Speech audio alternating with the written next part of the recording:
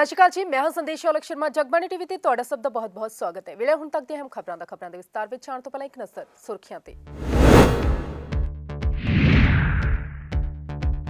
PM ਸੁਰੱਖਿਆ ਮਾਮਲੇ ਵਿੱਚ ਪੰਜਾਬ ਕਾਂਗਰਸ ਦੀਆਂ ਵਧੀਆਂ ਮੁਸ਼ਕਿਲਾਂ, ਸ਼੍ਰੋਮਣੀ ਅਕਾਲੀ ਦਲ ਤੇ ਆਮ ਆਦਮੀ ਪਾਰਟੀ ਨੇ ਖੜੇ ਕੀਤੇ ਸਵਾਲ।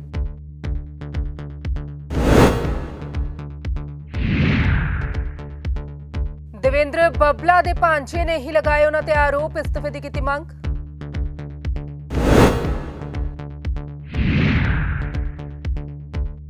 ਤੇ ਕੋਰੋਨਾ ਦਾ ਵਧਦਾ ਜਾ ਰਿਹਾ ਕਹਿਰ, ਪੀਜੀਆਈ ਸਟਾਫ ਹੋਇਆ ਕੋਰੋਨਾ ਸੰਕਰਮਿਤ। ਤੇ ਹੁਣ ਖਬਰਾਂ ਵਿਸਤਾਰ ਨਾਲ। ਖਬਰਾਂ ਦੀ ਸ਼ੁਰੂਆਤ ਦੇ ਵਿੱਚ ਸਭ ਤੋਂ ਪਹਿਲਾਂ ਗੱਲ ਕਰਦੇ ਹਾਂ ਪੀਐਮ ਸੁਰੱਖਿਆ ਮਾਮਲੇ ਦੀ, ਜੋ ਇਨੀ ਦਿਨੀ ਤੁਲ ਫੜਦਾ ਜਾ ਰਿਹਾ ਹੈ। ਹਰ ਜ਼ੁਬਾਨ ਤੇ ਇਹੀ ਮਸਲਾ ਹੈ ਤੇ ਹੁਣ ਇਸ ਤੇ ਸੁਖਬੀਰ ਸਿੰਘ ਬਾਦਲ ਵੀ ਬੋਲੇ। ਉਹਨਾਂ ਦੇ ਪੰਜਾਬ ਕਾਂਗਰਸ ਤੇ ਕਈ ਤਰ੍ਹਾਂ ਦੇ ਸਵਾਲ ਖੜੇ ਕਰਦੇ ਹੋਏ ਕਈ ਮੰਗਾਂ ਵੀ ਕੀਤੀਆਂ। सुप्रीम कोर्ट ने भी कहता है अनफिट है, हाई कोर्ट ने कहता है अनफिट है, यूपीएससी ने कहता है अनफिट है, करप्ट बंदा है तो तुम डीजीपी लाए रखोगे। पंजाब विच लॉ एंड ऑर्डर सिचुएशन ही नहीं है। तुसी हालात देखो कि रोज इत्थे गुंडागर्दी हुंदी है, किडनैपिंग हो रही है, डकैतियां हो रही हैं। जिन्ने डॉक्टर है, जिन्ने इत्थे शैलर वाले है, ਸਾਰਿਆਂ ਨੂੰ ਐਕਸਟੋਰਸ਼ਨ ਜੇਲ੍ਹਾਂ ਚੋਂ ਗੈਂਗਸਟਰਾਂ ਨੇ ਟੈਲੀਫੋਨ ਕਰਕੇ ਫਰੌਤੀ ਲਿੱਤੀ ਹੈ। ਜੇ ਤੁਸੀਂ ਹਾਲਾਤ ਹੀ ਬਣਾਓ ਕਿ ਇੱਥੇ ਪੁਲਿਸ ਨੂੰ ਹੀ ਵਰਤੋ ਆਪਣੇ ਪੋਲੀਟੀਕਲ ਏਜੰਡਾ ਵਾਸਤੇ। ਪ੍ਰਧਾਨ ਮੰਤਰੀ ਦਾ ਕਾਫਲਾ ਪੰਜਾਬ 'ਚ ਬਿਨਾਂ ਰੈਲੀ ਕਿਤੇ ਮੁੜ ਜਾਂਦਾ। ਸਾਡੇ ਨਾਲ ਗੱਲਬਾਤ ਕਰਨ ਵਿੱਚ ਸੁਖਬੀਰ ਸਿੰਘ ਬਾਦਲ ਸਾਹਿਬ, ਜਿਸ ਤਰੀਕੇ ਨਾਲ ਪ੍ਰਧਾਨ ਮੰਤਰੀ ਇੱਥੇ ਰੈਲੀ ਨਹੀਂ ਕਰ ਪਾਏ ਤੇ ਪੰਜਾਬ ਦਾ ਜਿਸ ਤਰੀਕੇ ਰਿਐਕਸ਼ਨ ਹੈ, ਕੀ ਕਹਿਣਾ ਤੁਹਾਡਾ? ਸੀ ਪੰਜਾਬ ਵਿੱਚ ਲਾਅ ਐਂਡ ਆਰਡਰ ਸਿਚੁਏਸ਼ਨ ਹੀ ਨਹੀਂ ਹੈ। ਤੁਸੀਂ ਹਾਲਾਤ ਦੇਖੋ ਕਿ ਰੋਜ਼ ਇੱਥੇ ਗੁੰਡਾਗਰਦੀ ਹੁੰਦੀ ਹੈ, ਕਿਡਨੈਪਿੰਗ ਹੋ ਰਹੀਆਂ, ਡਕੈਤੀਆਂ ਹੋ ਰਹੀਆਂ, ਇੱਥੇ ਐਕਸਟੋਰਸ਼ਨ। ਲੋਕੀ ਮੈਨੂੰ ਦੱਸ ਰਿਹਾ ਸੀ ਇੱਕ ਪੁਲਿਸ ਅਫਸਰ ਕਿ ਜਿੰਨੇ ਡਾਕਟਰ ਹੈ, ਜਿੰਨੇ ਇੱਥੇ ਸ਼ੈਲਰ ਵਾਲੇ ਹੈ, ਸਾਰਿਆਂ ਨੂੰ ਐਕਸਟੋਰਸ਼ਨ ਜੇਲ੍ਹਾਂ ਚੋਂ ਗੈਂਗਸਟਰਾਂ ਨੇ ਟੈਲੀਫੋਨ ਕਰਕੇ ਫਰੌਤੀ ਲਿੱਤੀ ਹੈ। ਜਿਹੜੇ ਹਾਲਾਤ ਵਿੱਚ ਜੇ ਤੁਸੀਂ ਹਾਲਾਤ ਹੀ ਬਣਾਓ ਕਿ ਇੱਥੇ ਪੁਲਿਸ ਨੂੰ ਹੀ ਵਰਤੋ ਆਪਣੇ ਪੋਲੀਟੀਕਲ ਏਜੰਡਾ ਵਾਸਤੇ। ਹੁਣ ਡੀਜੀਪੀ ਚੱਟੋਪਾਧਿਆਏ ਹੈ, सुप्रीम कोर्ट ने भी कहता है अनफिट है, हाई कोर्ट ने कहता है अनफिट है, यूपीएससी ने कहता है अनफिट है, करप्ट बंदा है तो तुम डीजीपी लाए रखोगे। ਸਸਪੈਂਡ ਹੋਣਾ ਚਾਹੀਦਾ, ਕਰਨਾ ਚਾਹੀਦਾ ਇਸ ਮੌਕੇ ਤੇ। ਹੋਣਾ ਚਾਹੀਦਾ ਡਿਸਮਿਸ। ਇੱਕ 3 ਮੈਂਬਰ ਕਮੇਟੀ ਬਣਾਈ ਗਈ ਹੈ ਜਿਸ ਨੂੰ ਲੈ ਕੇ ਤਾਂ ਬਿਲਕੁਲ ਤੁਸੀਂ ਸੁਣ ਰਹੇ ਸੀ ਸੁਖਬੀਰ ਸਿੰਘ ਬਾਦਲ ਨੂੰ, ਜਿਨ੍ਹਾਂ ਦਾ ਕਹਿਣਾ ਹੈ ਕਿ ਡੀਜੀਪੀ ਜਿਹੜਾ ਹੈ ਇਸ ਮੁੱਦੇ ਤੇ ਸਸਪੈਂਡ ਨਹੀਂ ਬਲਕਿ ਉਹਨਾਂ ਨੂੰ ਡਿਸਮਿਸ ਕੀਤਾ ਜਾਣਾ ਚਾਹੀਦਾ ਹੈ, ਕਿਉਂਕਿ ਪੂਰੇ ਤਰੀਕੇ ਨਾਲ ਕਾਨੂੰਨ ਵਿਵਸਥਾ ਪੰਜਾਬ ਦੇ ਵਿੱਚ ਵਿਗੜ ਗਈ ਹੈ। ਕੈਮਰਾਮੈਨ ਅਮਨ ਦੇ ਨਾਲ ਨਵੀਨ ਸੇਠੀ, ਪੰਜਾਬ ਕੇਸਰੀ, ਜਗਬਾਣੀ। ਜਿੱਥੇ ਇੱਕ ਪਾਸੇ ਸੁਖਬੀਰ ਸਿੰਘ ਬਾਦਲ ਨੇ ਕਾਂਗਰਸ ਨੂੰ ਘੇਰਿਆ ਤਾਂ ਉੱਥੇ ਹੀ ਦੂਜੇ ਪਾਸੇ ਆਮ ਆਦਮੀ ਪਾਰਟੀ ਨੇ ਵੀ ਪੰਜਾਬ ਕਾਂਗਰਸ ਤੇ ਕਈ ਤਰ੍ਹਾਂ ਦੇ ਆਰੋਪ ਲਗਾਏ ਤੇ ਉਹਨਾਂ ਨੇ ਵੀ ਆਪਣੀਆਂ ਮੰਗਾਂ ਰੱਖੀਆਂ। गलत नहीं है। किसान क्या मांग कर रहा है? किसान मांग कर रहा है कि minister of state for home affairs के बेटे ने हमारे किसानों को रौंद दिया अपनी गाड़ी के नीचे, उसका इस्तीफा कराओ और उसे जेल की सलाखों के पीछे डालो। ये मांग जायज है, उनका प्रोटेस्ट जायज है, लेकिन फेलियर स्टेट गवर्नमेंट का है कि प्रधानमंत्री को एक जगह से दूसरी जगह नहीं पहुंचा पाए। आप अगर एसएलएज होते हैं, सिक्योरिटी लाइजॉन अरेंजमेंट्स, और एसएलएम्स होते हैं, सिक्योरिटी लाइजॉन मीटिंग्स। प्रधानमंत्री या कोई भी एसपीजी प्रोटेक्टी जब किसी सूबे में जाता है उससे पहले बैठकर 4-5 रास्ते बनाए जाते हैं कि प्लेस ए से प्लेस बी जाने की ये 5 रास्ते हैं। अगर इस रास्ते में कोई खलल हो गया, यहां पर कोई प्रोटेस्ट है, यहां पर अगर सड़क खराब हो गई, फ्लाईओवर गिर गया, कोई आपदा आ गई, तो ये 2 रास्ते भी और हैं जाने के। इस टाइप की सारे अरेंजमेंट्स पहले किए जाते हैं। यहां तक कि वीवीआईपी अगर बीमार पड़ जाता है या कोई एक्सीडेंट हो जाता है तो कौन सा पास का अस्पताल है जहां उसे ले जाया जाएगा, ये सारी चीजें एक सिक्योरिटी लाइजॉन अरेंजमेंट्स बनाए जाते हैं। क्या पंजाब सरकार ने यह बेसिक होमवर्क नहीं किया था? क्या पंजाब सरकार प्रधानमंत्री को अगर नहीं सुरक्षा दे पा रही तो क्या पंजाब के लोगों को सुरक्षा देगी? हमें प्रधानमंत्री से कोई सिंपैथी नहीं है, हम तो कट्टर विरोधी हैं भाजपा के।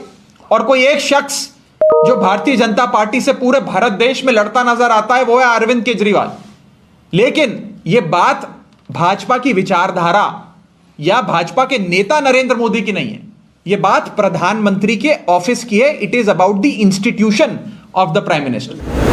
ਕੋਰੋਨਾ ਦੇ ਵਾਧੇ ਕਹਿਰ ਦੇ ਦੌਰਾਨ ਚੰਡੀਗੜ੍ਹ ਦੇ ਵਿੱਚ ਇੱਕ ਅਹਿਮ ਮੀਟਿੰਗ ਬੁਲਾਈ ਗਈ। ਮੀਟਿੰਗ ਦੇ ਦੌਰਾਨ ਫੈਸਲਾ ਲਿਆ ਗਿਆ। ਤੁਹਾਨੂੰ ਦੱਸ ਦਈਏ ਕਿ ਚੰਡੀਗੜ੍ਹ ਦੇ ਵਿੱਚ ਨਾਈਟ ਕਰਫਿਊ ਲਗਾ ਦਿੱਤਾ ਗਿਆ ਹੈ। ਹੁਣ ਚੰਡੀਗੜ੍ਹ ਦੇ ਵਿੱਚ ਰਾਤ ਨੂੰ 10 ਵਜੇ ਤੋਂ ਲੈ ਕੇ ਸਵੇਰੇ 5 ਵਜੇ ਤੱਕ ਨਾਈਟ ਕਰਫਿਊ ਲੱਗਿਆ ਰਹੇਗਾ। ਇਸ ਦੌਰਾਨ ਕੋਈ ਵੀ ਘਰੋਂ ਬਾਹਰ ਨਹੀਂ ਨਿਕਲ ਸਕਦਾ। ਇਨੀ ਦਿਨੀ ਦੇਵੇਂਦਰ ਬੱਬਲਾ ਵੀ ਕਾਫੀ ਜ਼ਿਆਦਾ ਸੁਰਖੀਆਂ ਦੇ ਵਿੱਚ ਛਾਏ ਹੋਏ ਨੇ। ਜਦੋਂ ਤੋਂ ਉਹ ਕਾਂਗਰਸ ਛੱਡ ਬੀਜੇਪੀ ਦੇ ਵਿੱਚ ਸ਼ਾਮਿਲ ਹੋਏ ਨੇ ਉਦੋਂ ਤੋਂ ਲਗਾਤਾਰ ਉਹਨਾਂ ਵੱਲੋਂ ਸ਼ਬਦੀ ਹਮਲੇ ਕੀਤੇ ਜਾ ਰਹੇ ਨੇ, ਪਰ ਇਸ ਵਾਰ ਉਹਨਾਂ ਨੂੰ ਘੇਰਾ ਪਾਇਆ ਉਹਨਾਂ ਦੇ ਹੀ ਭਾਂਜੇ ਨੇ ਬੱਬਲਾ ਦੇ ਉੱਪਰ ਕਈ ਤਰ੍ਹਾਂ ਦੇ ਆਰੋਪ ਲਗਾਉਂਦੇ ਹੋਏ ਉਹਨਾਂ ਦੇ ਅਸਤੀਫੇ ਦੀ ਮੰਗ ਕੀਤੀ। ਬਿਲਕੁਲ ਜੀ, ਮੇਰੇ ਖਿਆਲ ਇੱਦਾਂ ਹੀ ਹੋਣਾ ਚਾਹੀਦਾ ਹੈ। ਲਾਅ ਜਿਵੇਂ ਦੂਜੇ ਸਟੇਟਸ ਹੈਗਾ, ਇੱਥੇ ਵੀ ਆਹੀ ਲਾਗੂ ਹੋਣਾ ਚਾਹੀਦਾ। ਜੇ ਤੁਸੀਂ ਪਾਰਟੀ ਛੱਡਣੀ ਹੈ ਤੇ ਉਹ ਜਿਹੜੇ ਤੁਸੀਂ ਪਾਰਟੀ ਦੇ ਸਿੰਬਲ ਤੇ ਤੁਸੀਂ ਜਿੱਤੇ ਹੋ ਉਸ ਪਾਰਟੀ ਤੋਂ ਫਿਰ ਜੇ ਤੁਸੀਂ ਚੇਂਜ ਕਰ ਲੈਂਦੇ ਹੋ ਅਸਤੀਫਾ ਦੇ ਕੇ, ਫਿਰ ਆਪ ਜਿਹੜੀ ਪ੍ਰੈਜ਼ੈਂਟ ਪਾਰਟੀ ਤੁਸੀਂ ਜੁਆਇਨ ਕਰ ਲਈ ਉਸ ਪਾਰਟੀ 'ਤੇ ਲੜਨ ਜਾਂ ਇੰਡੀਵਿਜੂਅਲੀ ਲੜਨ। ਇਹ ਤਾਂ ਨਾ ਇਨਸਾਫੀ ਹੋਈ ਨਾ। ਜਿਹੜੇ ਲੋਕਾਂ ਨੇ ਉਸ ਪਾਰਟੀ ਨੂੰ ਵੋਟ ਦਿੱਤੀ, ਉਸ ਪਾਰਟੀ ਨੂੰ ਮਾਨ ਸਨਮਾਨ ਦਿੱਤਾ ਤੇ ਉਸ ਪਾਰਟੀ ਕਰਕੇ ਜੇ ਤੁਸੀਂ ਜਿੱਤੇ ਹੋ ਤੇ ਹਾਂ ਤੁਸੀਂ ਕਹਿ ਦਿਓ ਕਿ ਮੈਂ ਦੂਜੀ ਪਾਰਟੀ ਚੱਲਣੀ, ਤਾਂ ਗਲਤ ਗੱਲ ਹੈ ਜੀ ਮੇਰੇ ਹਿਸਾਬ ਨਾਲ ਤਾਂ। ਸਰ ਉਹਨਾਂ ਦਾ ਕਹਿਣਾ ਹੈ ਕਾਂਗਰਸ ਨੂੰ ਵੋਟ ਨਹੀਂ ਪਈ, ਮੈਂ ਬ੍ਰਾਂਡ ਹਾਂ ਆਪਣੇ ਵਾਸਤੇ ਤੇ ਮੈਨੂੰ ਵੋਟ ਪਈ। ਸਾਰਿਆਂ ਦੀ ਆਪਣੀ ਆਪਣੀ ਥਿੰਕਿੰਗ ਹੁੰਦੀ ਹੈ। ਮੈਂ ਤਾਂ ਆਹੀ ਕਹਿੰਦਾ ਜੀ, ਜੇ ਉਹ ਸਮਝਦੇ ਨੇ ਇੱਦਾਂ ਤਾਂ ਉਹਨਾਂ ਨੂੰ ਅਸਤੀਫਾ ਦੇ ਕੇ ਫਿਰ ਇੰਡੀਵਿਜੂਅਲ ਲੜਨਾ ਚਾਹੀਦਾ। ਜੇ ਉਹ ਸਮਝਦੇ ਨੇ ਕਿ ਉਹ ਬ੍ਰਾਂਡ ਨੇ, ਫਿਰ ਬੀਜੇਪੀ ਸਿੰਬਲ ਤੋਂ ਦੇਣ ਅਸਤੀਫਾ। ਕੀ ਪਤਾ ਕਹਿ ਰਹੇ ਨੇ 6000 ਵੋਟਾਂ ਜਿੱਤ, ਕੀ ਪਤਾ 8000 ਵੋਟਾਂ ਤੋਂ ਜਿੱਤ ਜਾਣ। ਇਹ ਤਾਂ ਜੇ ਇੰਨੇ ਕੌਨਫੀਡੈਂਸ ਹੈਗੇ ਉਹਨਾਂ ਨੂੰ ਫਿਰ ਲੜਨਾ ਚਾਹੀਦਾ ਅਸਤੀਫਾ ਦੇ ਕੇ ਮੇਰੇ ਹਿਸਾਬ ਨਾਲ ਤਾਂ ਜੀ। ਸਰ ਉਹਨਾਂ ਦਾ ਕਹਿਣਾ ਇਹ ਵੀ ਹੈ ਕਿ ਜਿੰਨੇ ਵੀ ਪਾਰषद ਲੜੇ ਹੈ ਉਹ ਪੈਸਾ ਦੇ ਕੇ ਉਹਨਾਂ ਨੇ ਟਿਕਟ। ਦੇਖੋ ਇਹ ਤਾਂ ਹੁਣ ਗੱਲਾਂ ਜੋ ਬਣਾਉਣ ਨੂੰ ਕੋਈ ਵੀ ਕੁਝ ਬਣਾ ਸਕਦਾ ਹੈ। ਮੇਰੇ ਮਦਰ ਆਪ ਲੜੇ ਨੇ ਜੀ 22 ਨੰਬਰ ਵਾਰਡ ਤੋਂ। ਅਸੀਂ ਤਾਂ ਕੋਈ ਪੈਸਾ ਨਹੀਂ ਦਿੱਤਾ, ਅਸੀਂ ਤਾਂ ਆਪਦੇ ਬਲਬੂਤੇ ਤੋਂ ਸਾਨੂੰ ਟਿਕਟ ਮਿਲੀ ਹੈ। ਉਹਨਾਂ ਦੀ ਪਿੱਛੇ ਉਹਨਾਂ ਦਾ ਪਾਸ ਦੇਖਦੇ ਹੋਏ ਮੈਂ ਆਪ ਯੂਥ ਕਾਂਗਰਸ ਦਾ ਸਟੇਟ ਸਕੱਤਰ ਹਾਂ ਚੰਡੀਗੜ੍ਹ ਤੋਂ। ਮੈਂ 4 ਸਾਲ 4.5 ਸਾਲ ਡਟ ਕੇ ਮੈਂ ਧਰਨੇ ਦਿੱਤੇ ਨੇ ਲੋਕਾਂ ਵਾਸਤੇ, ਆਪ ਵਾਸਤੇ ਨਹੀਂ, ਲੋਕਾਂ ਵਾਸਤੇ ਤੇ ਕਾਂਗਰਸ ਪਾਰਟੀ ਵਾਸਤੇ ਕਿ ਇਸ ਦੇਸ਼ ਦਾ ਜਿਹੜਾ ਤੁਸੀਂ ਦੇਖਦੇ ਹੀ ਹੋ ਜਿਹੜਾ ਹਾਲ ਬਣਿਆ ਹੈ ਕਿੰਨਾ ਮਾੜਾ ਹੋ ਗਿਆ ਹੈ। ਭਾਵੇਂ ਤੁਸੀਂ ਮੈਂ ਕਹਿੰਦਾ ਤੇਲ ਦੀ ਪ੍ਰਾਈਸਾਂ ਦੇਖ ਲਓ, ਰਾਸ਼ਨ ਲੋਕਾਂ ਨੂੰ ਜਿਹੜੇ ਗਰੀਬ ਨੇ ਉਹ ਅਫੋਰਡ ਨਹੀਂ ਕਰ ਪਾ ਰਹੇ। ਗੈਸ ਸਿਲੰਡਰ 600 ਰੁਪਏ ਹੁੰਦਾ ਸੀ, ਉਹ 900 ਰੁਪਏ 'ਤੇ ਹੋ ਗਿਆ। ਇਹ ਸਾਰੇ ਮੁੱਦੇ 'ਤੇ ਅਸੀਂ 4 ਸਾਲ ਲੜਦੇ ਰਹੇ ਨੇ। ਅਸੀਂ ਯੂਥ ਕਾਂਗਰਸ ਧਰਨਾ ਦਿੰਦੇ ਰਹੀ ਹੈ। ਇਕੱਲੀ ਯੂਥ ਕਾਂਗਰਸ ਨਹੀਂ, ਕਾਂਗਰਸ ਜਿਹੜੀ ਮੇਨ ਹੈਗੀ ਹੈ ਉਹ ਵੀ ਧਰਨਾ ਦਿੰਦੀ ਰਹੀ ਹੈ। ਬੱਬਲਾ ਜੀ ਵੀ ਉਸ 'ਚ ਸ਼ਾਮਿਲ ਸੀਗੇ। ਬੱਬਲਾ ਜੀ ਆਪ ਜਿਹੜਾ ਆਪਣਾ ਕਿਸਾਨਾਂ ਦਾ ਵਿਰੋਧ ਹੁੰਦਾ ਰਿਹਾ ਉਹਨਾਂ ਨੇ 27-29 ਦੀ ਲਾਈਟਾਂ 'ਚ ਵੀ ਉਹਨਾਂ ਨੇ ਹਰ ਸ਼ਾਮ ਨੂੰ ਧਰਨਾ ਦਿੱਤਾ ਹੈ, ਸਾਥ ਦਿੱਤਾ ਕਿਸਾਨਾਂ ਦਾ। ਤੇ ਮੈਂ ਨਹੀਂ ਸਮਝਦਾ ਕੋਈ ਟਿਕਟਾਂ ਵਿਕੀਆਂ ਗਈਆਂ। ਇਹ ਤਾਂ ਬਿਲਕੁਲ ਗਲਤ ਗੱਲ ਹੈ ਜੀ। ਉਹ ਬਹੁਤ ਹੀ ਵੱਡੇ ਲੀਡਰ ਨੇ ਤੇ ਜਦੋਂ ਇਲੈਕਸ਼ਨ ਲੜ ਰਹੇ ਸੀ ਤੇ ਪਵਨ ਕੁਮਾਰ ਬੰਸਲ ਜੀ ਤੇ ਉਹਨਾਂ ਦੀ ਮਿਸਿਸ ਉਹਨਾਂ ਨਾਲ ਤੁਰੇ ਸੀਗੇ। 28 ਸੈਕਟਰ ਪੂਰੀ ਮਾਰਕੀਟ ਉਹਨਾਂ ਨੇ ਕੀਤੀ ਹੈ ਨਾਲ, ਉਹਨਾਂ ਨੂੰ ਲੈ ਕੇ ਤੁਰੇ ਨੇ। ਉਹਨਾਂ ਨੇ ਆ ਵੀ ਕਿਹਾ ਸੀਗਾ ਕਿ ਇਹ ਮੈਂ ਰਾਮ ਸੀਤਾ ਇਹ ਨੇ, ਮੈਂ ਇਹਨਾਂ ਦਾ ਲਕਸ਼ਮਣ ਹਾਂ। ਤੇ ਹੁਣ ਲੋਕੀ ਉੱਥੇ ਦੇ ਕਹਿ ਰਹੇ ਇਹ ਤਾਂ ਰਾਵਣ ਨਿਕਲੇ ਉਹਨਾਂ ਦੇ। ਜਦੋਂ ਇਲੈਕਸ਼ਨ ਲੜੇ ਤੇ ਇਹਨਾਂ ਨੇ ਬੀਜੇਪੀ ਦੇ ਅਗੇਂਸਟ ਬੋਲ ਕੇ ਚੀਜ਼ਾਂ ਲੋਕਾਂ ਤੋਂ ਵੋਟਾਂ ਮੰਗੀਆਂ ਨੇ। ਤੇ ਇਹ ਤਾਂ ਮੈਨੂੰ ਲੱਗਦਾ ਹੈ ਕਿ ਹੁਣ ਇਹਨਾਂ ਨੂੰ ਅਸਤੀਫਾ ਦੇ ਕੇ ਦੁਬਾਰਾ ਇਲੈਕਸ਼ਨ ਲੜਨੇ ਚਾਹੀਦੇ ਨੇ ਕਿ ਜਿਨ੍ਹਾਂ ਲੋਕਾਂ ਉਹਨਾਂ ਨੂੰ ਪਿਆਰ ਕਰਦੇ ਨੇ ਉਹ ਫਿਰ ਇਲੈਕਸ਼ਨ ਰਿਜ਼ਲਟ 'ਤੇ ਪਤਾ ਲੱਗ ਜਾਊਗਾ। ਲੱਗਦਾ ਤੁਹਾਨੂੰ ਕਿ ਇਹਨਾਂ ਨੇ ਆਪਣੇ ਵਾਰਡ ਦੇ ਲੋਕਾਂ ਨਾਲ ਧੋਖਾ ਕੀਤਾ? ਦੇਖੋ ਜੀ, ਮੈਂ ਆਪ ਉਸ ਵਾਰਡ 'ਤੇ ਗਿਆ। ਮੈਂ ਹਾਲਾਂਕਿ ਮੈਂ ਲੋਕਾਂ ਨੂੰ ਆਪ ਪਰਸਨਲੀ ਜਾ ਕੇ ਮਿਲਿਆ ਵੀ ਹਾਂ।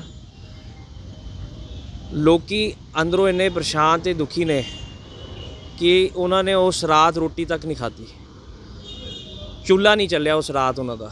ਤੇ ਤੁਸੀਂ ਉਹਨਾਂ ਦਾ ਦਰਦ ਤੁਸੀਂ ਮਹਿਸੂਸ ਕਰ ਸਕਦੇ ਹੋ। ਜੇ ਇੱਕ ਉਹਨਾਂ ਨੇ ਰੋਟੀ ਨਹੀਂ ਖਾਧੀ ਉਸ ਰਾਤ ਤੇ ਕੀ ਉਹਨਾਂ 'ਤੇ ਬੀਤ ਰਹੀ ਹੈ। ਉਹਨਾਂ ਨੇ ਡਟ ਕੇ ਮਿਹਨਤ ਕਰਕੇ ਕਾਂਗਰਸ ਨੂੰ ਵੋਟ ਪਾਈ ਸੀਗੀ। ਤੇ ਜੇ ਇਹ ਚੀਜ਼ਾਂ ਹੋ ਜਾਂਦੀਆਂ ਤਾਂ ਬੰਦੇ ਨੂੰ ਦੁੱਖ ਤਾਂ ਲੱਗਦਾ ਹੀ ਹੈ। ਪੀਐਮ ਸੁਰੱਖਿਆ ਦੇ ਮਾਮਲੇ ਤੇ ਪੰਜਾਬ ਭਾਜਪਾ ਦੇ ਪ੍ਰਧਾਨ ਅਸ਼ਵਨੀ ਸ਼ਰਮਾ ਦਾ ਬਿਆਨ ਵੀ ਸਾਹਮਣੇ ਆਇਆ ਹੈ। ਉਹਨਾਂ ਨੇ ਪੰਜਾਬ ਕਾਂਗਰਸ ਤੇ ਕਈ ਤਰ੍ਹਾਂ ਦੇ ਸਵਾਲ ਖੜੇ ਕੀਤੇ। ਉਹਨਾਂ ਨੇ ਵੀ ਸੀਐਮ ਚਰਨਜੀਤ ਸਿੰਘ ਚੰਨੀ ਨੂੰ ਸਵਾਲ ਕੀਤੇ ਤੇ ਨਾਲੋਂ ਨਾਲ ਕਈ ਤਰ੍ਹਾਂ ਦੀਆਂ ਉਦਾਹਰਨਾਂ ਵੀ ਦਿੱਤੀਆਂ।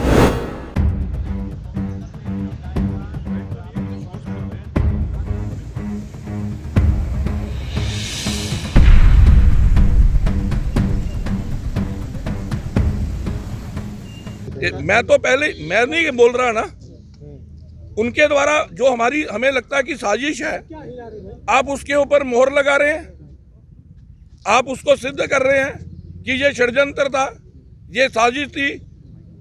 आप बताओ, लाखों की तादाद के अंदर लोग सड़कों पर हो, रैली की ओर जा रहे हो, पीएम का काफिला जा रहा हो, उसके साथ ईश्वर करे भगवान ने सब अच्छा रखा, अगर कोई छिटपुट घटना हो जाती तो ये कांग्रेस जिसने पहले भी आतंकवाद के समय पंजाब को झोंका था, ये पंजाब को आग लगाने की साजिश करके रोटियां सेकना बंद करना चाहिए कांग्रेस को। ये उसकी प्रवृत्ति रही है।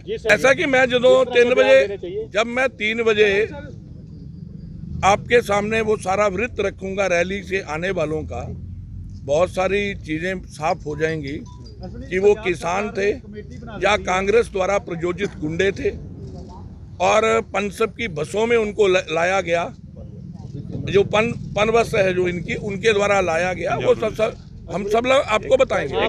बीजेपी के, यार मेरे को बताओ, मुख्यमंत्री सरगना है इस षड्यंत्र का, उसके द्वारा बनाई गई कमेटी क्या निकालेगी?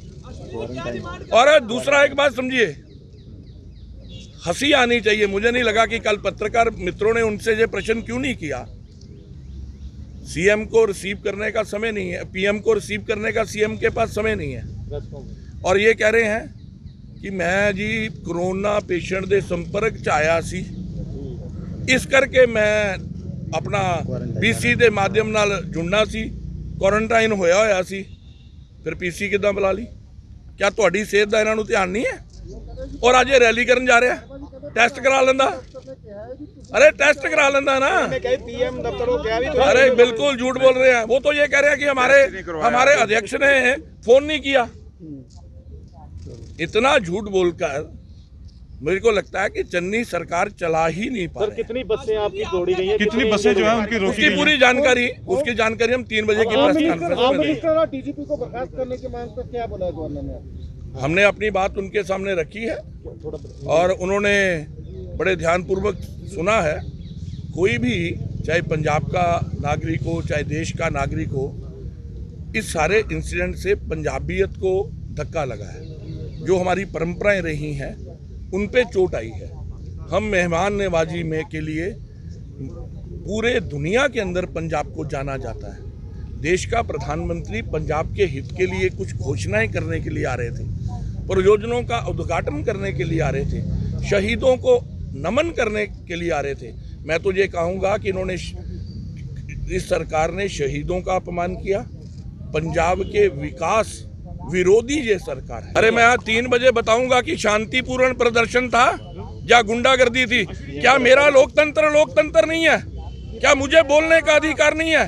क्या मुझे विचारों की अभिव्यक्ति का पंजाब में अधिकार नहीं है? क्या मैं पंजाब में नहीं रहता? क्या मैं पंजाबी नहीं हूँ? क्या इनको ही अधिकार है केवल गुंडागर्दी कराने का? और कुछ प्रश्न भी खड़े कीते ने देश के प्रधानमंत्री जी। अरे क्लोजी किया है बयान शहीदा दी धरती फिरोजपुर के अंदर भगत सिंह, राजगुरु, सुखदेव जी की समाधि स्थल के उत्ते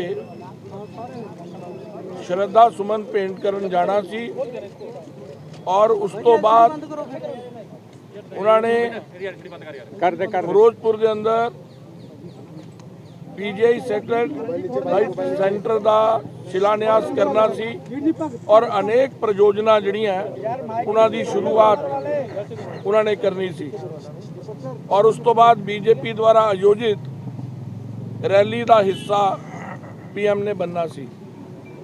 लेकिन मौसम की खराबी तो बाद जदों चीफ सैकटरी ने, डीजीपी ने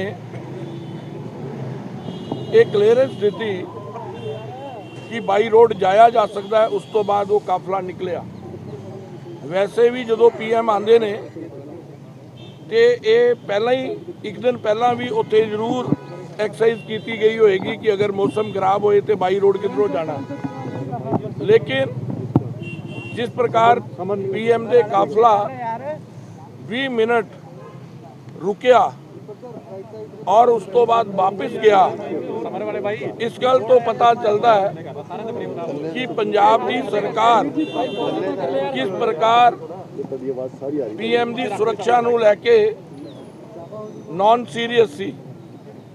और असी राज्यपाल जी को यह भी मंग की है कि होम मिनिस्टर और डीजीपी नूं तुरंत बर्खास्त किया जाना चाहिए। और एक बहुत बड़ा षडयंत्र नज़र आता है, ये ऐसा लगता है कि सुनियोजित सी पीएम आ रहे हो, सीएम साहब उत्थे होण ना, रिसीव करन क्यों नहीं सी? जे उन्होंने वित्त मंत्री गए, दो डिप्टी सीएम बनाए ने, वो क्यों नहीं सी? प्रोटोकॉल की कहता है? फिर अगर वित्त मंत्री सी जो नाल क्यों नहीं गए? पीएम दे काफले दे नाल चीफ सैकटरी क्यों नहीं सी? डीजीपी क्यों नहीं सी? इहदे तो लगता है नाले पीएम दा काफला इधरों लंघेगा, ये खबर किन लीक की थी? ਇਹਦਾ मतलब ये है कि पुलिस विभाग द्वारा इस सरकार ने पूरी तरह नाल प्रयोजित की तरीके दे नाल ये सारी कार्रवाई जिहड़ी है पीएम दा काफला रुकन दा षडयंत्र जिहड़ा रचिया, इहदी घोख करन दी जरूरत है। और ਇਹਦਾ दूसरा हिस्सा जिहदी की जानकारी आपां 3 बजे मैं प्रेस कॉन्फ्रेंस पार्टी ऑफिस के अंदर बुलाई है, सब आप आमंत्रित है। ਉਹਦੇ अंदर रैली के अंदर ਜਿਹੜੀਆਂ 3484 ਬੱਸਾਂ चलियां, किस जगह के उत्ते किस प्रकार का व्यवहार होया, ਉਹਦੀ पूरी वीडियोग्राफी ਤੁਹਾਨੂੰ दिखाई जाएगी। जिला शाह और चन्नी जड़ा ये बोल रहा है, बुखलाट कांग्रेस के अंदर सी रैली नूं लैके, इस करके सुरक्षा नहीं दी गई। और इस विषय के उत्ते एक प्रॉपर प्रेस कॉन्फ्रेंस 3 बजे होनी है। तुसी मेरे वालों आमंत्रित हो, पार्टी वालों मैसेज भी आएगा पार्टी ऑफिस का। ਤੁਹਾਡਾ कोई सवाल है? राष्ट्रपति शासन लगाने की आपने मांग की है कि बात हुई है सर? हाँ जी, कोई गवर्नर राज के लिए डिमांड हुई है आपकी? क्या ऐसा है कि साडा ये मनना है, साडा हमारा ये मानना है, ये सरकार पंजाब की जनता ऑलरेडी बर्खास्त कर चुकी है और बचे हुए 3, 4, 5 दिन इस सरकार के हैं। उसके बाद हो सकता है चुनावी प्रक्रिया शुरू हो जाए। इसलिए मुझे लगता है कि जिसको जनता ने नकार दिया, पंजाब ने नकार दिया, अब जनता ही उसको बर्खास्त करेगी, ऐसा पार्टी का मानना। मैं तो पहले मैं नहीं बोल रहा ना, उनके द्वारा जो हमें लगता है कि साजिश है, आप उसके ऊपर मोहर लगा रहे हैं, आप उसको सिद्ध कर रहे हैं कि ये षड्यंत्र था, ये साजिश थी।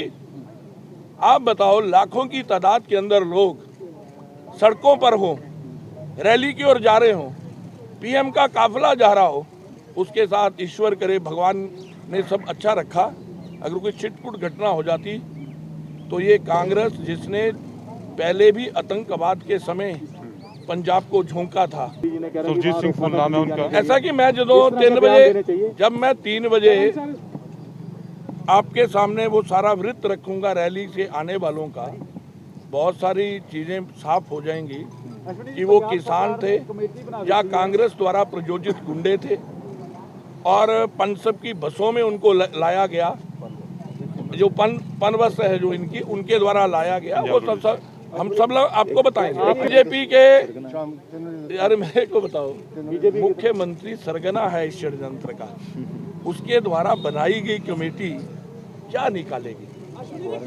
और दूसरा एक बात समझिए, हंसी आनी चाहिए। मुझे नहीं लगा कि कल पत्रकार मित्रों ने उनसे ये प्रश्न क्यों नहीं किया। सीएम को रिसीव करने का समय नहीं है, पीएम को रिसीव करने का सीएम के पास समय नहीं है, और ये कह रहे हैं कि मैं जी कोरोना पेशेंट के संपर्क च आया सी, इस करके मैं अपना बीसी के माध्यम नाल जुड़ना सी, क्वारंटाइन होया सी, फिर पीसी किद्दां बुला ली? क्या तुहाडी सेहत का इन्हां नूं ध्यान नहीं है? और अज ये रैली करन जा रहा, टेस्ट करा लेंदा। अरे टेस्ट करा लेना ना। अरे बिल्कुल झूठ बोल रहे हैं। वो तो ये कह रहे हैं कि हमारे अध्यक्ष ने फोन नहीं किया। इतना झूठ बोलकर मेरे को लगता है कि चन्नी सरकार चला ही नहीं पा। सर कितनी बसें आपकी तोड़ी गई हैं, कितनी बसें जो है उनकी रोकी गई हैं? उसकी जानकारी हम 3 बजे की प्रेस ने अपनी बात उनके सामने रखी है और उन्होंने बड़े ध्यानपूर्वक सुना है। कोई भी चाहे पंजाब का नागरिक हो चाहे देश का नागरिक हो, इस सारे इंसिडेंट से पंजाबियत को धक्का लगा है। जो हमारी परंपराएं रही हैं उन पे चोट आई है।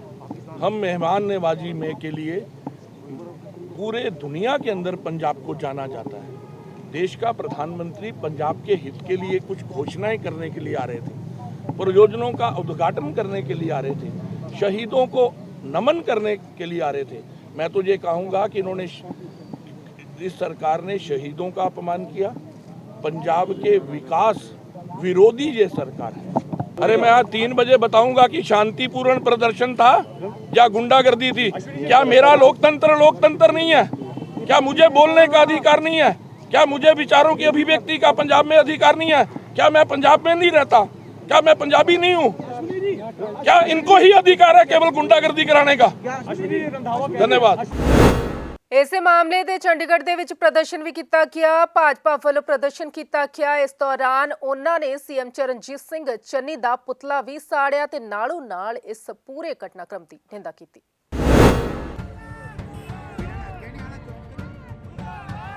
ਬੁੱਧਵਾਰ ਨੂੰ ਜਿਸ ਤਰ੍ਹਾਂ ਤੋਂ ਪੰਜਾਬ ਦੇ ਦੌਰੇ ਤੇ ਆ ਰਹੀ ਪੀਐਮ ਮੋਦੀ ਦੇ ਕਾਫਲੇ ਨੂੰ ਰੋਕਿਆ ਗਿਆ ਅਤੇ ਉਹਨਾਂ ਦੀ ਸੁਰੱਖਿਆ ਵਿੱਚ ਚੂਕ ਕੀਤੀ ਗਈ, ਇਸ ਨੂੰ ਲੈ ਕੇ ਦੇਸ਼ ਭਰ ਵਿੱਚ ਭਾਜਪਾ ਵੱਲੋਂ ਪ੍ਰਦਰਸ਼ਨ ਕੀਤੇ ਜਾ ਰਹੇ ਹਨ। ਇਸੇ ਦੀ ਚਲਦੀ ਚੰਡੀਗੜ੍ਹ ਵਿੱਚ ਵੀ ਭਾਜਪਾ ਆਗੂਆਂ ਵੱਲੋਂ ਪ੍ਰਦਰਸ਼ਨ ਕੀਤਾ ਗਿਆ ਅਤੇ ਪ੍ਰਧਾਨ ਮੰਤਰੀ ਦੀ ਸੁਰੱਖਿਆ ਵਿੱਚ ਚੂਕ ਦੀ ਨਿੰਦਾ ਕੀਤੀ। ਇਸ ਦੌਰਾਨ ਪੰਜਾਬ ਦੇ ਮੁੱਖ ਮੰਤਰੀ ਚਰਨਜੀਤ ਸਿੰਘ ਚੰਨੀ ਦਾ ਪੁਤਲਾ ਵੀ ਭਾਜਪਾ ਲੀਡਰਾਂ ਨੇ ਸਾੜਿਆ।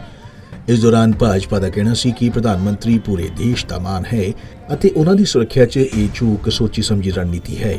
ਅੱਜ ਤੱਕ ਇਤਿਹਾਸ ਵਿੱਚ ਅਜਿਹਾ ਕਦੇ ਨਹੀਂ ਹੋਇਆ ਅਤੇ ਇਹ ਸਭ ਪੰਜਾਬ ਕਾਂਗਰਸ ਦੀ ਇੱਕ ਚਾਲ ਸੀ। ਫਿਰੋਜ਼ਪੁਰ ਵਿੱਚ ਪ੍ਰਧਾਨ ਮੰਤਰੀ ਹਜ਼ਾਰਾਂ ਕਰੋੜਾਂ ਦੀ ਯੋਜਨਾਵਾਂ ਦਾ ਆਗਾਜ਼ ਕਰਨ ਵਾਲੇ ਸੀ, ਪਰ ਉਹਨਾਂ ਨੂੰ ਰਸਤੇ ਵਿੱਚ ਹੀ ਰੋਕ ਲਿਆ ਗਿਆ। ਸਾਬਕਾ ਪ੍ਰਧਾਨ ਸੰਜੇ ਟੰਡਨ ਨੇ ਕਿਹਾ ਕਿ ਇਸ ਘਟਨਾ ਦੀ ਜਿੰਨੀ ਨਿੰਦਾ ਕੀਤੀ ਜਾਵੇ ਉਹ ਘੱਟ ਹੈ। ਇਸ ਨੂੰ ਲੈ ਕੇ ਪੰਜਾਬ ਕਾਂਗਰਸ ਨੂੰ ਅਤੇ ਖਾਸ ਕਰ ਪੰਜਾਬ ਦੇ ਮੁੱਖ ਮੰਤਰੀ ਨੂੰ ਜਵਾਬ ਦੇਣਾ ਹੋਵੇਗਾ ਅਤੇ ਆਉਣ ਵਾਲੇ ਸਮੇਂ 'ਚ ਜਨਤਾ ਇਸ ਦਾ ਮੂੰਹ ਤੋੜ ਜਵਾਬ ਦੇਵੇਗੀ। देखिए, कल की जो घटना है, मुझे लगता है कि इसका जितने भी शब्दों में निंदा करी जाए उतना ही कम है। और कांग्रेस पार्टी ने जिस ढंग से सरकार का मिसयूज़ करके वहाँ पे बसों को रोकने का काम किया, दूसरी तरफ प्रधानमंत्री के सुरक्षा घेरे के तोड़ के लोग जो वहाँ पर आए वो कोई सरकारी मिली भगत के बिना वो वहाँ पे नहीं आ सकते थे। और तीसरा, जो अतिथि सत्कार के लिए पंजाब मशहूर है, पंजाबियत मशहूर है, उसको तार तार करने का काम किया तो वो भी चन्नी की सरकार ने किया। खुद प्रधानमंत्री जी ਨੂੰ ਰਿਸੀਵ ਕਰਨ ਲਈ ਤੇ ਮੁੱਖ ਮੰਤਰੀ ਪਹੁੰਚੇ ਨਹੀਂ ਔਰ ਰਾਦਰ ਉਹਨਾਂ ਦੀ ਸੁਰੱਖਿਆ ਦਾ ਪ੍ਰਬੰਧ ਵੀ ਨਹੀਂ ਠੀਕ ਕੀਤਾ, ਲੇਕਿਨ ਉਹਨਾਂ ਨੂੰ ਖਤਰੇ 'ਚ ਪਾਉਣ ਦਾ ਕੰਮ ਜਿਹੜਾ ਕੀਤਾ मेरे को लगता है कि सबसे बड़ी, अगर देश के अंदर प्रधानमंत्री की सुरक्षा में जो कुताही हुई है उसका कल जीता जागता उदाहरण कांग्रेस पार्टी ने दिया है। कार्रवाई की अगर बात होती है तो आप किस पे कार्रवाई की मांग करते हैं? मैं चाहता हूं कि जो कांग्रेस पार्टी है उसका जो मंसूबा है वो जनता के सामने जाहिर होना चाहिए। उस मंसूबे के राही ही उन्होंने प्रधानमंत्री जी को भी खतरे में डालने का जो काम किया है, ये काम जनता के सामने आ रहा है। सोशल मीडिया के माध्यम से हमने कहां कहां बसें रोकी गई हैं, हमने उसकी भी डिटेल दी है।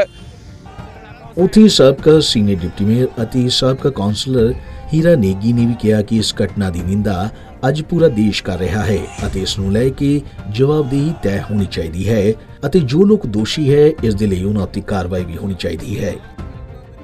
कांग्रेस सरकार का जो मुखिया है उनका पुतला हमने जलाया, वो इसलिए जलाया कि 20 मिनट तक हमारे देश के यशस्वी प्रधानमंत्री वहाँ पर उनको बाधित किया गया और वो इतना ख़तरनाक रास्ता था, इतने वहाँ जिसको हम माफिया बोलते हैं, माफिया का रास्ता वहाँ पर जहाँ पर उनकी गाड़ी रोकी गई। वो तो भगवान केदारनाथ जी का विशेष आभार है उनके ऊपर, उनकी छत्र छाया में वो वहाँ से बचकर निकल गए। जैसा कि उन्होंने बोला भी एयरपोर्ट पे कि चन्नी को बोलना कि मैं यहाँ से बचकर निकल गया हूँ। और ये कितनी बड़ी घटना वहाँ पर हुई जिसके खिलाफ आज हम लोगों ने एक तो ये रोष प्रदर्शन किया, और आने वाले समय में वहाँ पर कांग्रेस का जो हाल होगा वो अपनी कमियों को छुपाने के लिए, आज वो कहते हैं कि पुलिस को पता नहीं था, मोदी जी ने बाई एयर जाना था और आज वो बाई रोड गए। ऐसा नहीं हो सकता। देश के प्रधानमंत्री, वो किसी भी पार्टी के प्रधानमंत्री क्यों न हो, उनकी सुरक्षा में जो चूक हुई है बहुत बड़ी चूक है। इसका खामियाजा कहीं नहीं कि कांग्रेस पार्टी को भुगतना पड़ेगा आने वाले चुनावों में।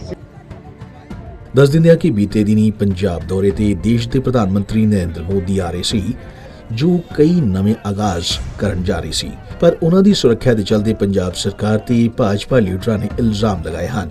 ਜਗਬਾਣੀ ਟੀਵੀ ਲਈ ਭਗਵਤ ਸਿੰਘ ਦੀ ਰਿਪੋਰਟ। ਚੰਡੀਗੜ੍ਹ ਨਗਰ ਨਿਗਮ ਦੀਆਂ ਚੋਣਾਂ ਤੋਂ ਬਾਅਦ ਹੁਣ ਚੰਡੀਗੜ੍ਹ ਦੇ ਵਿੱਚ ਮੇਅਰ ਦੀਆਂ ਚੋਣਾਂ ਨੂੰ ਲੈ ਕੇ ਕਾਫੀ ਘਮਾਸਾਨ ਮੱਚਿਆ ਹੋਇਆ ਹੈ। ਇਸ ਜੰਗ ਦੇ ਵਿੱਚੋਂ ਕਾਂਗਰਸ ਬਾਹਰ ਹੋ ਚੁੱਕੀ ਹੈ, ਪਰ ਮੁਕਾਬਲਾ ਭਾਜਪਾ ਤੇ ਆਮ ਆਦਮੀ ਪਾਰਟੀ ਦੇ ਵਿਚਕਾਰ ਹੈ। ਤੇ ਹੁਣ ਤੁਹਾਨੂੰ ਇਹ ਦੱਸ ਦਈਏ ਕਿ ਚੋਣਾਂ ਤੋਂ ਪਹਿਲਾਂ ਦੋਹਾਂ ਦੇ ਪਾਰਸ਼ਦ ਨੇ ਜੋ ਉਹ हिमाचल घूमते नजर आ रहे हैं। टंडन जी, मेयर का चुनाव है, जिस तरह से अब भाजपा ने भी अपने पार्षद शिमला भेज दिए हैं। अभी तक अरुण सूद जी कह रहे थे कि हमारे पार्षद यहीं पे हैं, खुलेआम घूम रहे हैं, लेकिन अब उन्हें भी खरीदने की कोशिश की जा रही है, क्या कहेंगे? नहीं, कोई बाहर जाता है तो इसका ये मतलब नहीं है कि कोई इसके अंदर कोई कोशिश हुई है। हमारे जो पार्षद जो ये इस समय के अंदर उन्होंने ये हमको बोला कि भाई साहब हम लोग यहीं पर हैं अगले 3 दिन। मैंने कहा कि आप 2 दिन जरा है वहाँ पे शिमला घूम के आओ, मौसम अच्छा है। तो उनमें से कुछ लोग गए हैं, सारे लोग तो गए भी नहीं हैं। आपको तो शायद जानकारी पूरी नहीं है। भारतीय जनता पार्टी को इस चीज़ के विषय पे इसमें कोई डर नहीं है। हमारे जो कार्यकर्ता हैं बड़े ही शिक्षित कार्यकर्ता हैं, पार्टी के समर्पित कार्यकर्ता हैं, और हमें मान है अपने कार्यकर्ताओं पे। उनके साथ कोई भी ऐसी चीज़, कोई कुछ बोले भी तब भी वो ऐसा कभी नहीं करेंगे। जो लोग लेकर भाग रहे हैं उनके अपने कारण होंगे, उसके बारे में मैं कुछ नहीं कह सकता।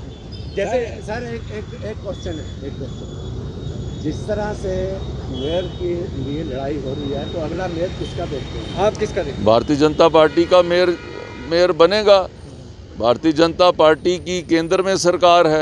हमने सारे जो पार्षदों से प्रार्थना करी है कि आप भारतीय जनता पार्टी के हाथों को मजबूत करें, केंद्र से और भी सहायता हम लाने में और भी सक्षम हो सकेंगे।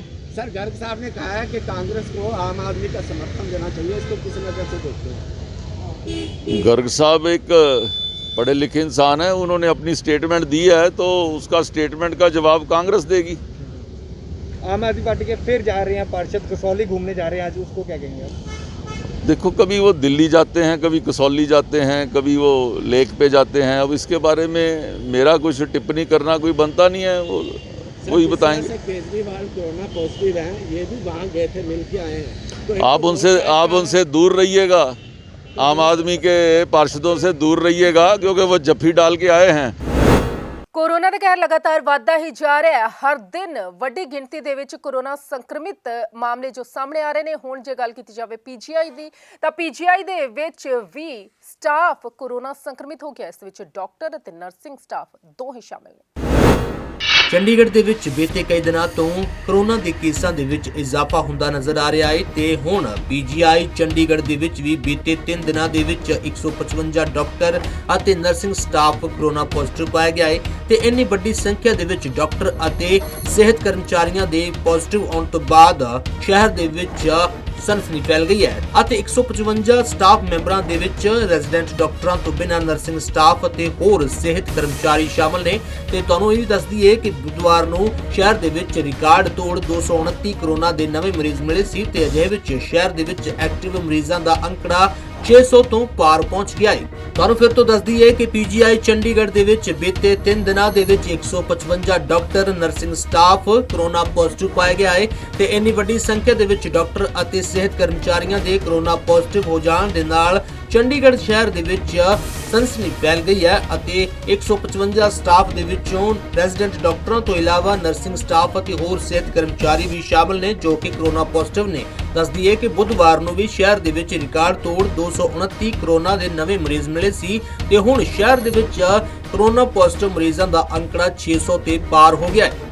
ਚੰਡੀਗੜ੍ਹ ਦੇ ਵਿੱਚ ਬੀਤੇ ਕਈ ਦਿਨਾਂ ਤੋਂ ਕਰੋਨਾ ਦੇ ਕੇਸਾਂ ਦੇ ਵਿੱਚ ਇਜ਼ਾਫਾ ਹੁੰਦਾ ਨਜ਼ਰ ਆ ਰਿਹਾ ਹੈ ਤੇ ਹੁਣ ਪੀਜੀਆਈ ਚੰਡੀਗੜ੍ਹ ਦੇ ਵਿੱਚ ਵੀ ਬੀਤੇ 3 ਦਿਨਾਂ ਦੇ ਵਿੱਚ 155 ਡਾਕਟਰ ਅਤੇ ਨਰਸਿੰਗ ਸਟਾਫ ਕਰੋਨਾ ਪੋਜ਼ਿਟਿਵ ਪਾਇਆ ਗਿਆ ਹੈ ਤੇ ਇੰਨੀ ਵੱਡੀ ਸੰਖਿਆ ਦੇ ਵਿੱਚ ਡਾਕਟਰ ਅਤੇ ਸਿਹਤ ਕਰਮਚਾਰੀਆਂ ਦੇ ਪੋਜ਼ਿਟਿਵ ਆਉਣ ਤੋਂ ਬਾਅਦ ਸ਼ਹਿਰ ਦੇ ਵਿੱਚ ਸਨਸਨੀ ਫੈਲ ਗਈ ਹੈ ਅਤੇ 155 ਸਟਾਫ ਮੈਂਬਰਾਂ ਦੇ ਵਿੱਚ ਰੈਜ਼ੀਡੈਂਟ ਡਾਕਟਰਾਂ ਤੋਂ ਬਿਨਾਂ ਨਰਸਿੰਗ ਸਟਾਫ ਅਤੇ ਹੋਰ ਸਿਹਤ ਕਰਮਚਾਰੀ ਸ਼ਾਮਲ ਨੇ ਤੇ ਤੁਹਾਨੂੰ ਇਹ ਵੀ ਦੱਸ ਦਈਏ ਕਿ ਬੁੱਧਵਾਰ ਨੂੰ ਸ਼ਹਿਰ ਦੇ ਵਿੱਚ ਰਿਕਾਰਡ ਤੋੜ 229 ਕਰੋਨਾ ਦੇ ਨਵੇਂ ਮਰੀਜ਼ ਮਿਲੇ ਸੀ ਤੇ ਅਜੇ ਵਿੱਚ ਸ਼ਹਿਰ ਦੇ ਵਿੱਚ ਐਕਟਿਵ ਮਰੀਜ਼ਾਂ ਦਾ ਅੰਕੜਾ 600 ਤੋਂ ਪਾਰ ਪਹੁੰਚ ਗਿਆ ਹੈ। ਤੁਹਾਨੂੰ ਫਿਰ ਤੋਂ ਦੱਸ ਦਈਏ ਕਿ ਪੀਜੀਆਈ ਚੰਡੀਗੜ੍ਹ ਦੇ ਵਿੱਚ ਬੀਤੇ 3 ਦਿਨਾਂ ਦੇ ਵਿੱਚ 155 doctor nursing staff corona positive ਪਾਇਆ ਗਿਆ ਹੈ ਤੇ ਇੰਨੀ ਵੱਡੀ ਸੰਖਿਆ ਦੇ ਵਿੱਚ ਡਾਕਟਰ ਅਤੇ ਸਿਹਤ ਕਰਮਚਾਰੀਆਂ ਦੇ ਕਰੋਨਾ ਪੋਜ਼ਿਟਿਵ ਹੋ ਜਾਣ ਦੇ ਨਾਲ ਚੰਡੀਗੜ੍ਹ ਸ਼ਹਿਰ ਦੇ ਵਿੱਚ ਸਨਸਨੀ ਫੈਲ ਗਈ ਹੈ ਅਤੇ 155 ਸਟਾਫ ਦੇ ਵਿੱਚੋਂ ਰੈਜ਼ੀਡੈਂਟ ਡਾਕਟਰਾਂ ਤੋਂ ਇਲਾਵਾ ਨਰਸਿੰਗ ਸਟਾਫ ਅਤੇ ਹੋਰ ਸਿਹਤ ਕਰਮਚਾਰੀ ਵੀ ਸ਼ਾਮਲ ਨੇ ਜੋ ਕਿ ਕਰੋਨਾ ਪੋਜ਼ਿਟਿਵ ਨੇ। ਦੱਸਦੀ ਹੈ ਕਿ ਬੁੱਧਵਾਰ ਨੂੰ ਵੀ ਸ਼ਹਿਰ ਦੇ ਵਿੱਚ ਰਿਕਾਰਡ ਤੋੜ 229 ਕਰੋਨਾ ਦੇ ਨਵੇਂ ਮਰੀਜ਼ ਮਿਲੇ ਸੀ ਤੇ ਹੁਣ ਸ਼ਹਿਰ ਦੇ ਵਿੱਚ ਕਰੋਨਾ ਪੋਜ਼ਿਟਿਵ ਮਰੀਜ਼ਾਂ ਦਾ ਅੰਕੜਾ 600 ਤੇ ਪਾਰ ਹੋ ਗਿਆ ਹੈ।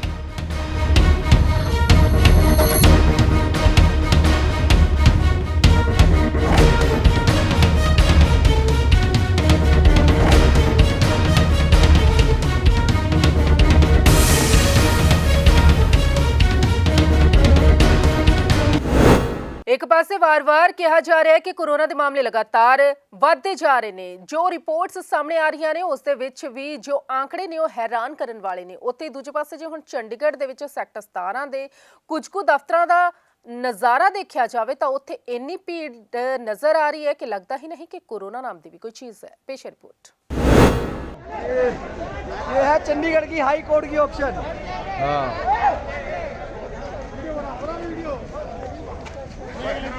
ये रुकेगा रुकेगा। ओ आ जाओ जल्दी जल्दी जल्दी जल्दी जल्दी।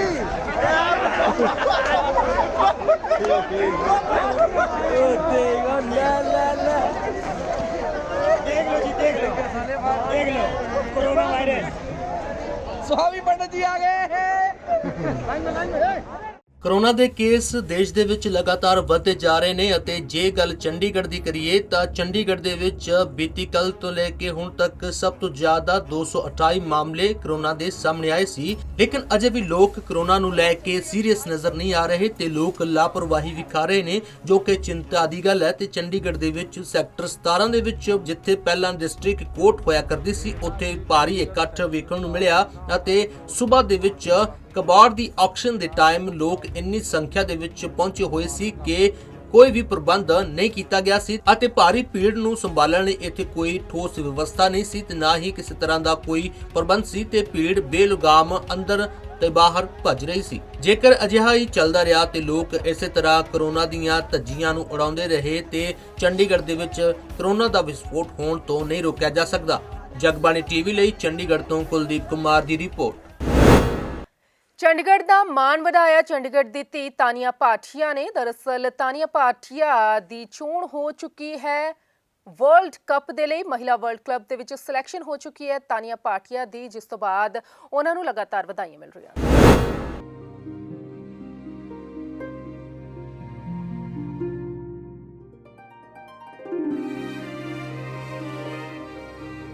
ਮਹਿਲਾ ਵਿਸ਼ਵ ਕੱਪ ਦੇ ਲਈ ਟੀਮ ਇੰਡੀਆ ਦੇ ਵਿੱਚ ਚੰਡੀਗੜ੍ਹ ਦੀ ਤਾਨੀਆ ਭਾਟੀਆ ਦੀ ਚੋਣ ਹੋ ਗਈ ਹੈ ਤੇ ਮਹਿਲਾ ਵਿਸ਼ਵ ਕੱਪ ਦੀ ਸ਼ੁਰੂਆਤ 6 ਮਾਰਚ ਤੋਂ ਹੋਣੀ ਹੈ ਤੇ ਭਾਰਤ ਦਾ ਪਹਿਲਾ ਮੁਕਾਬਲਾ ਪਾਕਿਸਤਾਨ ਨਾਲ ਹੋਣ ਜਾ ਰਿਹਾ ਹੈ ਤੇ ਵਿਸ਼ਵ ਕੱਪ ਦੇ ਲਈ ਟੀਮ ਦੇ ਵਿੱਚ ਚੁਣੇ ਜਾਣ ਨੂੰ ਲੈ ਕੇ ਤਾਨੀਆ ਭਾਟੀਆ ਵੀ ਕਾਫੀ ਖੁਸ਼ ਹੈ ਤੇ ਦੱਸਿਆ ਜਾ ਰਿਹਾ ਹੈ ਕਿ ਤਾਨੀਆ ਭਾਟੀਆ ਭਾਰਤੀ ਮਹਿਲਾ ਟੀਮ ਦੀ ਵਿਕਟਕੀਪਰ ਅਤੇ ਬੱਲੇਬਾਜ਼ ਹੈ ਅਤੇ ਟੀਮ ਦੇ ਵਿੱਚ ਤਾਨੀਆ ਤੋਂ ਬਿਨਾਂ ਦੂਸਰੀ ਵਿਕਟਕੀਪਰ ਬੱਲੇਬਾਜ਼ ਰਿਚਾ ਘੋਸ਼ ਦੀ ਵੀ ਚੋਣ ਹੋਈ ਹੈ ਅਤੇ ਤਾਨੀਆ ਨੂੰ ਆਪਣੇ ਪਹਿਲੇ ਵਨਡੇ ਵਰਲਡ ਕੱਪ ਦੇ ਵਿੱਚ ਖੇਡਣ ਦਾ ਮੌਕਾ ਮਿਲੇਗਾ। ਤਾਨੀਆ ਭਾਟੀਆ ਨੇ ਕੌਮਾਂਤਰੀ ਕ੍ਰਿਕਟ ਦੇ ਵਿੱਚ ਸਾਲ 2018 ਦੇ ਵਿੱਚ ਵੂਮਨ T20 ਵਿਸ਼ਵ ਕੱਪ ਦੇ ਨਾਲ ਪੈਰ ਰੱਖਿਆ ਸੀ ਅਤੇ ਸ਼੍ਰੀਲੰਕਾ ਖਿਲਾਫ ਖੇਡਿਆ ਸੀ। ਤਾਨੀਆ ਭਾਟੀਆ ਉਦੋਂ ਤੋਂ ਲੈ ਕੇ ਹੁਣ ਤੱਕ ਭਾਰਤੀ ਮਹਿਲਾ ਟੀਮ ਦੇ ਨਾਲ ਜੁੜੀ ਹੋਈ ਹੈ। ਤੁਹਾਨੂੰ ਦੱਸ ਦਈਏ ਕਿ ਤਾਨੀਆ ਭਾਟੀਆ ਦਾ ਪਰਿਵਾਰ ਚੰਡੀਗੜ੍ਹ ਦੇ ਵਿੱਚ ਹੀ ਰਹਿੰਦਾ ਹੈ ਤੇ ਪਰਿਵਾਰ ਦੇ ਵਿੱਚ ਪਿਤਾ, ਮਾਤਾ ਅਤੇ ਵੱਡਾ ਭਰਾ ਹੈ ਤੇ ਤਾਨੀਆ ਦੇ ਪਿਤਾ ਬਿਜ਼ਨਸਮੈਨ ਨੇ ਤੇ ਸ਼ਹਿਰ ਦੇ ਸੈਕਟਰ 36 ਦੇ ਵਿੱਚ MCM ਕਾਲਜ ਦੀ ਸਟੂਡੈਂਟ ਤਾਨੀਆ ਰਹੀ ਹੈ ਤੇ ਵਿਸ਼ਵ ਕੱਪ ਦੇ ਵਿੱਚ ਚੋਣ ਨੂੰ ਲੈ ਕੇ ਤਾਨੀਆ ਦਾ ਕਹਿਣਾ ਹੈ ਕਿ ਉਹ ਆਪਣੇ ਆਪ ਨੂੰ ਭਾਗਸ਼ਾਲੀ ਸਮਝਦੀ ਹੈ ਕਿ ਉਸ ਨੂੰ ਇਸ ਦੇ ਵਿੱਚ ਖੇਡਣ ਦਾ ਮੌਕਾ ਮਿਲੇਗਾ। ਇੱਥੇ ਇਹ ਗੱਲ ਵੀ ਦੱਸਣਯੋਗ ਹੈ ਕਿ ਵਿਸ਼ਵ ਕੱਪ ਤੋਂ ਪਹਿਲਾਂ ਭਾਰਤੀ ਮਹਿਲਾ ਟੀਮ ਨਿਊਜ਼ੀਲੈਂਡ ਦੇ ਨਾਲ ਵਨਡੇ ਸੀਰੀਜ਼ ਵੀ ਖੇਡੇਗੀ, ਜਿਸ ਲਈ ਤਾਨੀਆ ਦੀ ਚੋਣ ਵੀ ਹੋਈ ਹੈ। ਜਗਬਾਣੀ ਟੀਵੀ ਲਈ ਚੰਡੀਗੜ੍ਹ ਤੋਂ ਭਗਵਤ ਸਿੰਘ ਦੀ ਰਿਪੋਰਟ।